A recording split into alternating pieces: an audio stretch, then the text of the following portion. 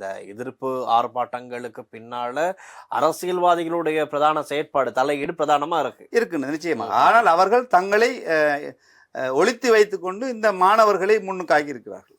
ஆனாலும் இப்போ இத போராட்டத்தில் ஈடுபட்டவர்களுடைய கோரிக்கைகள் அப்படி என்ன அப்படின்னு பார்த்தா ஒண்ணுமில்லை. இல்ல ஒரு சில பதாகைகள் பிடிச்சுக்கிட்டு இருக்காங்க. ஒண்ணும் இல்லைன்னு சொல்லலாம். பட் இவங்க பிடிக்கிற பதாகைகள், இவங்க எழுப்புற கோஷங்களை வைத்து என்னன்னு பார்த்தா, எங்களுடைய நிலத்தை எங்களுக்கு தாருங்கள், எங்களுடைய நிலங்களில் இராணுவ முகாம்களை அகற்றுங்கள், எங்களுடைய நிலங்களில் பலவந்தமான குடியேற்றங்களை தடுத்து நிறுத்துங்கள், அதாவது சிங்கள குடியேற்றங்கள் குறிப்பாக இந்த கிவுலோய திட்டம் நீங்கள் கூட சொன்னீர்கள், இந்த மாதிரியான திட்டங்களை செய்யாதீர்கள், எங்களுடைய நிலத்தை எங்களை வாழ விடுங்கள், நிம்மதியாக வாழ விடுங்கள் அப்படிங்கிற மாதிரி சொல்றாங்க. ஐயோ டிலுக்சன், நேற்றைய தினம் சுழிபுரத்திலே 30 வருட காலங்களாக அமைத்து வைக்கப்பட்ட இராணுவ முகாம் அகற்றப்பட்டிருக்கு.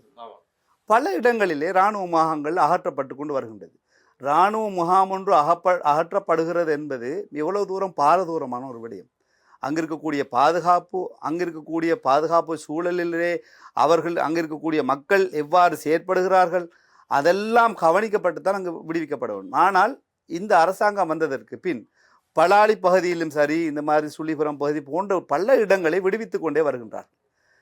30 வருட காலத்தில் அவர்கள் பல உயிர்களை இழந்து கைப்பற்றிய பிரதேசங்களை இந்த ஒரு 1.5 ஆண்டு காலங்களுக்கு பல பிரதேசங்களை விட்டு வருகிறார். இதற்கு சிங்கள தரப்பினரிலிருந்து எவ்வளவு எதிர்ப்புகளை சம்பாதிக்க வேண்டும் அரசாங்கம். இந்த அரசாங்கம் வெறுமனே அரசியல் ரீதியாக மாத்திரம் சிந்திக்குமாக இருந்தால், தங்களுடைய ஆட்சி அதிகாரத்தை மாத்திரம் வைத்திருக்க வேண்டும் என்று சிந்திக்குமாக இருந்தால், அவற்றை விடுவிக்காமல் சிங்கள மக்களை திருப்திப்படுத்திக் கொண்டு இந்த அரசாங்கம் இருக்கும். சிங்கள மக்களுடைய வாக்குகளை பெற்றுக்கொண்டு நாங்கள் இருப்போம்.